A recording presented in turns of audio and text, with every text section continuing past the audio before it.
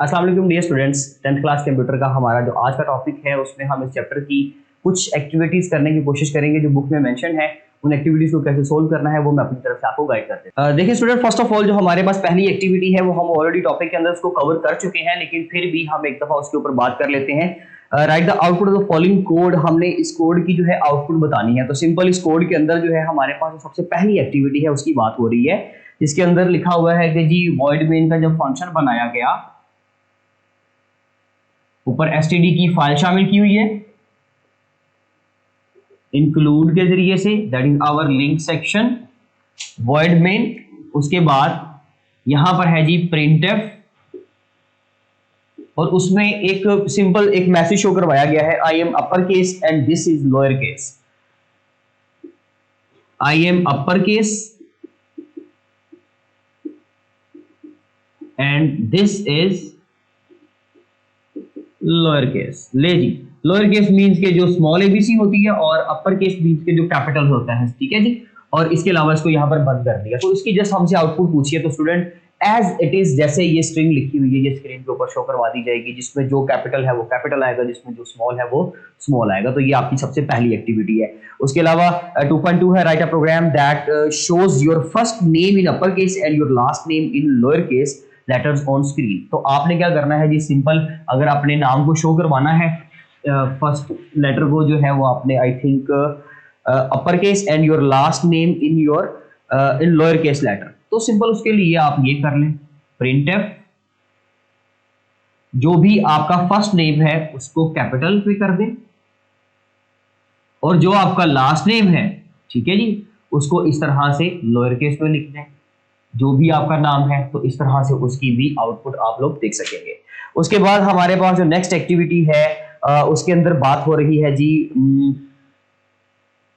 Right a program that takes roll number, percentage of marks and grade from user input and should display the format output like this. उसकी output जो है वो हमें इस तरह से दिखाई देनी चाहिए। तो उसके लिए हम लोग क्या करेंगे जी, हमें स्कैनफ का फंक्शन लगाना पड़ेगा। स्टूडेंट्स अगर स्कैनफ का फंक्शन लगाएंगे तो किस किस के लिए लगाएंगे, हम लोगों ने मार्क्स और I think role number, percentage of marks and grade, percentage of marks. पहले तो रोल नंबर की बात कर लेते हैं, role number, percentage PER and grade. ले जी, ये तीन चीजों की इनपुट लेकर तो स्क्रीन के ऊपर उनको जस्ट शो करवाना है, नथिंग एल्स, इसके अलावा कुछ भी नहीं करना। तो हम स्कैनफ लगाएंगे इसके लिए स्टूडेंट्स, क्योंकि स्कैनफ का फंक्शन हमने अभी रिसेंटली पढ़ा था अपने एक टॉपिक के अंदर, जिसके अंदर हम लोग वैल्यूज को इनपुट लेते हैं यूजर की तरफ से। इनपुट जो सिस्टम में जाएगी वो स्कैनफ के फंक्शन के जरिए से जाएगी। अच्छा जी, परसेंटेज D, क्योंकि ये सारे ईच टाइप के हैं तो इन तीनों की इकट्ठे ही आप लोग इसको प्रोसेस करवा सकते हैं एक ही लाइन में। तो उसके बाद एंड जो है वो roll number as it is, जैसे वेरिएबल का नाम लिखा हुआ है, उसके अलावा परसेंटेज और उसके अलावा ग्रेड का साइन, एंड के साइन के साथ ग्रेड आ जाएगा। ले जी, तो अब आप लोगों ने आउटपुट जो टेबल में उन्होंने शो करवाया हुआ है एज इट इज शो करवानी है अगर, तो उसके लिए सिंपल क्या करेंगे, हम लोग प्रिंटफ लगाएंगे। प्रिंटफ में सबसे पहले क्या हो रहा है जी, वो कह रहा है जी रोल नंबर शो करवाओ। ले जी, रोल नंबर शो करवाएं। इस तरह से रोल नंबर का पहले तो कीवर्ड लिखा हुआ है, उसके बाद ये है, उसके बाद थोड़ा सा टैब क्रिएट हो रहा है। तो हम एस्केप सीक्वेंस टैब यूज कर लेते हैं, T वाला। एक टैब क्रिएट होगा और उसके बाद हमें वैल्यू शो हो जाएगी किसकी जी, जो इनपुट वैल्यू है, जो भी वैल्यू गई है रोल नंबर की जगह पर, और उसको हम लोग यहाँ पर कैसे प्रिंट करवा सकते हैं, अगर आपने फॉर्मेट स्पेसिफायर लिख देना है सिर्फ उसके लिए D। आप वो वेरिएबल तो नहीं ना लिखेंगे, आप तो जस्ट उसके लिए फॉर्मेट स्पेसिफायर लिखोगे, कि वहां वेरिएबल से कैसे वैल्यू मिलेगी वो भी हम लिख लेते हैं। उसके बाद जी हमने नेक्स्ट लाइन पे चले जाना है। तो नेक्स्ट लाइन पे जाने के लिए हम लोगों ने लिख दिया N, एंड देन क्या शो करवाना है जी, परसेंटेज। ले जी, परसेंटेज का वर्ड लिखवा दें। उसके बाद आप लोग चाहते हो कि जी इस तरह से फिर एक टैब क्रिएट हो और परसेंटेज की वैल्यू मिल जाए। इसी तरह से फिर नेक्स्ट लाइन पे चलेंगे। नेक्स्ट लाइन पे जाने के लिए हम लोग escape sequence with N use करेंगे, और उसके बाद हमने क्या शो करवाना है, ग्रेड। ले जी, ग्रेड शो करवाएं अपना, ठीक है। ग्रेड वैसे जो है वो डेफिनेटली 4 टाइप का होगा, सो इसको चेंज कर लेते हैं यहाँ से, इंट सिर्फ इन दोनों को दे देते हैं, और ग्रेड की जो वैल्यू है उसको चेंज कर लेते हैं, ग्रेड को 4 टाइप का कर लेते हैं। ले जी, 4 एंड ग्रेड, इस तरह से। और उसके लिए फॉर्मेट स्पेसिफायर जो होगा हमारे पास वो हो जाएगा C। ग्रेड शो हो जाएगा। उसके बाद एक टैब क्रिएट करवा दें और टैब क्रिएट करवाने के बाद %c लगा दें।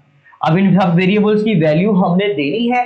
वैल्यू देने के लिए हम लोग क्या करेंगे जी, सबके वेरिएबल्स लिख देंगे। सबसे पहले आ जाएगा रोल नंबर का वेरिएबल, उसके बाद आ जाएगा जी आपका %PER का वेरिएबल एंड देन आपका ग्रेड का वेरिएबल। तो ले जी आपको डिजायर्ड आउटपुट जो होगी आपकी वो आपको स्क्रीन के ऊपर शो करवा दी जाएगी। नेक्स्ट वर्ड है जी हमारे पास activity 2.4 write a program that takes as input the length of one side of a sphere and calculate the area of sphere. तो भाई आपने जैसे हमने यहां पर इनपुट दी है ऐसे ही इनपुट देनी है scanf के फंक्शन के जरिए से, और उस इनपुट में आप लोग क्या करेंगे कि उसके बाद उसको उसके ऊपर फॉर्मूला लगाएं और उसको प्रिंट करवाएं। जैसे कि मैं यहां पर लिख कर देता हूं, इनपुट में एक वेरिएबल x लेंगे और उसका आंसर शो करवाएंगे जी किसमें, हम लोग एरिया में। एरिया बना दिए, दो वेरिएबल्स बना दिए।